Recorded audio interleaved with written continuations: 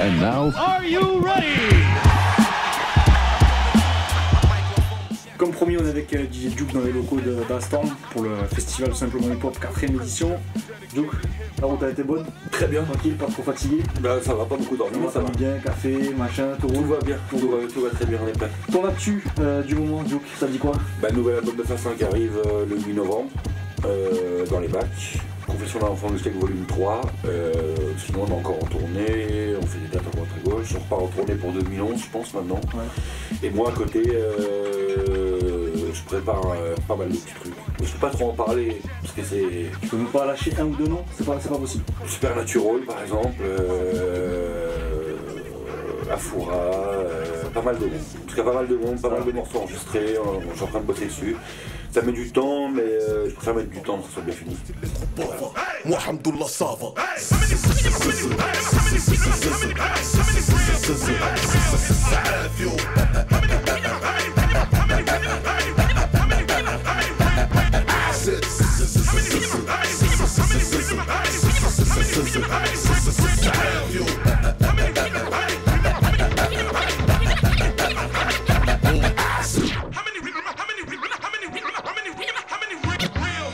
Pour reprendre les choses dans l'ordre, donc pour le 2 ou 3 bolos qui ne te connaissent pas, j'ai vu que c'est qui, ça vient d'où, c'est quoi exactement? Ça vient de partout, ça vient de partout, ça vient pas d'un endroit particulier, ça vient de partout. Mais on va dire, je suis un b-boy, tout simplement. Enfin b-boy maintenant ça s'est galvaudé vachement, parce que maintenant pour les gens b-boy c'est uniquement les danseurs. Et un b-boy c'est pas uniquement danseur, c'est une attitude, c'est une façon de penser, une façon de se réveiller le matin, une façon de se coucher le soir. Voilà, ça vient de là.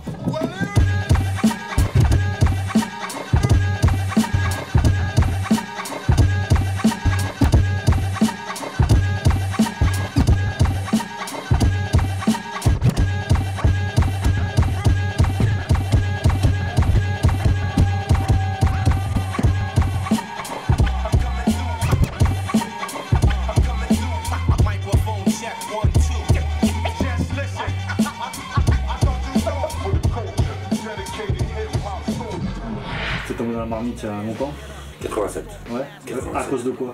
À cause de quoi? Grâce plutôt à Dynasty, on le dit, à l'époque, qui était passé dans une boîte de nuit obscure, je pourrais même pas te dire le nom, et j'étais déjà DJ à l'époque, mais on va dire amateur, entre parenthèses. Quand j'ai vu Dynasty, j'ai fait ah, tiens, c'est intéressant. J'avais déjà entendu parler du scratch à l'époque, j'avais écouté même des sons qui étaient pas catalogués hip-hop encore à l'époque, mais qui l'étaient déjà. Et voilà, et puis après ça s'est fait naturellement. L'auto fait son nid comme on dit. Toi qui es là depuis un petit moment, est-ce que tu pourrais te permettre de faire un petit constat sur la culture hip-hop actuelle? Sans parler vraiment de rap, mais vraiment toutes les disciplines. Bah, tu sais que tout le monde fait un constat alarmiste du hip-hop.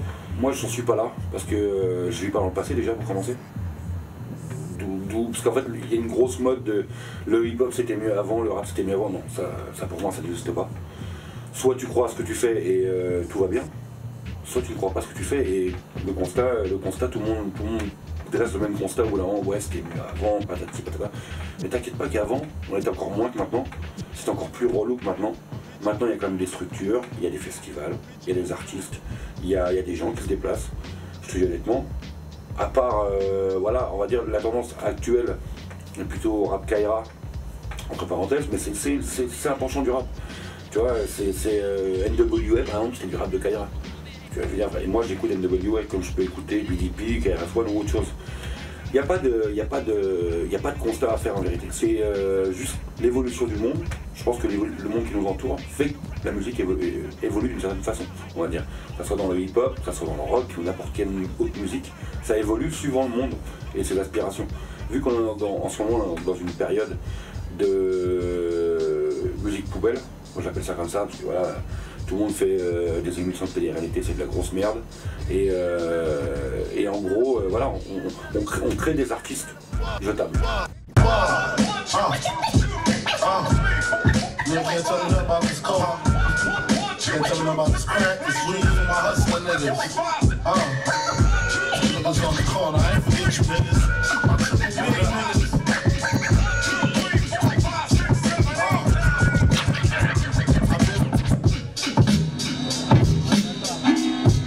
parlais tout à l'heure des festivals, on voit souvent bourlinguer à droite à gauche, tu as vu souvent à l'original, c'est probablement 2 ou 3 fois à droite d'ailleurs. Justement, qu'est-ce que tu penses de cette initiative-là? Tu parlais de structure, qu'est-ce que tu penses justement de ce développement-là dans les petites, on va dire les provinces, justement comme Nîmes? Mais il était temps parce que il y a un moment, je peux dire pendant 10 ou 15 ans, on a eu que des festivals sur Paris. Paris. Il y avait des soirées à droite à gauche, des petits concerts, des machins, mais personne ne se structurait vraiment, personne n'y croyait vraiment, en vérité. JM de l'original a été un des premiers, vraiment en France, à croire au truc, avec les mecs de Lille, je crois, qui étaient bien down, et Marseille aussi, à croire au truc et se dire, je vais faire un festival, on verra si ça va aller. En fin de compte, le festival existe depuis maintenant combien? Je sais même plus, 8 ans. Ouais, c'est quelque chose 8 ans, un truc comme ça, tu vois. Et ça fonctionne. Il a une vraie popularité à Lyon, même en Europe, dans le monde entier. Même il a trouvé des concepts que personne n'avait trouvé avant. Beaucoup d'affiches. Le Street Day que tu as eu l'année dernière. Voilà, Street Day avec de la soupe. Tu vois, c'est vraiment. Méchant concept. Méchant concept. Moi, je respecte vraiment ça et Big Up JM est l'original de toute façon. Et c'est bien que plein de gens se mettent à faire des festivals en province parce que de toute façon, même si tu parles à des ricains, moi je bosse avec beaucoup de ricains. Maintenant, ils me sortent des villes, j'hallucine. Ouais, Lyon, tu vois, genre Perpignan, machin. Ah, je dis, bah voilà, tu connais pas que Paris en France. Parce que les mecs connaissaient que Paris à l'époque. Ils voulaient pas venir à Lyon ou machin. Maintenant, c'est quand même un autre délire. C'est un autre délire. Et je trouve ça bien. Pour en venir au show donc ce soir, tu vas mixer donc à l'imprimerie. Ça va donner quoi ton show? Je sais pas. Tu sais pas du tout? Je sais jamais à l'avance ce que je vais jouer. Ça va dépendre des gens qu'il y aura. Je sais pas. Vraiment. Démarche ultra hip-hop, quoi. Voilà, tu arrives. J'arrive, de toute façon, j'ai jamais mixé en préparant des sets. De toute façon, j'ai toujours mixé en fonction des gens. Je regarde un petit peu ce qui se passe à droite, à gauche. Je regarde les gens sur quoi ils bougent. Quand il y a un autre DJ qui joue, je regarde sur quoi ils peuvent bouger. Et après, en fonction de ça, je m'adapte à eux. Sans non plus m'adapter à eux non plus, vraiment. Parce que je fais mon set aussi. Mais je sais pas, on verra.